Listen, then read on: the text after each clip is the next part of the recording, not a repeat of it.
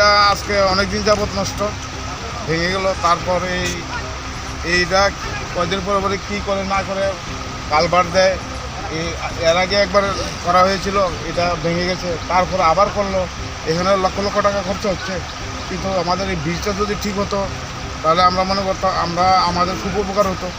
আমরা তাই মুখ্যমন্ত্রীর দৃষ্টি আকর্ষণ করছি, যদি মুখ্যমন্ত্রী যাতে আমাদের এই আমাদের সমস্যার কথাটা একটু উনি দেখেন। এই রাস্তাটা কোন জায়গা থেকে কোন জায়গায় যায় এবং কতদিন যাবত আপনার এই সমস্যাটা? এটা অমরপুর হইতে তেলিয়ামুড়া।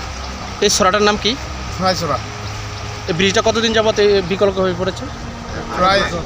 প্রায় 1 বছর। আপনারা কোন সংগঠন বা কোন কোথা থেকে এসেছেন, সাধারণ মানুষ? আমরা তো শ্রমিক সংগঠন।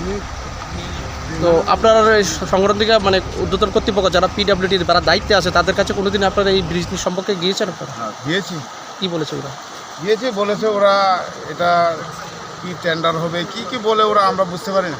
মানে এই আজকের যে ঘটনা ঘটার পর আপনারা যে রুজি রোজগার উপর টান পড়েছে নাকি? হ্যাঁ, আমরা তো শ্রমজীবী মানুষ, গাড়ি চালালে আমাদের খাওয়ার, আর নয়তো আমাদের রুটি রোজগার মিলে না।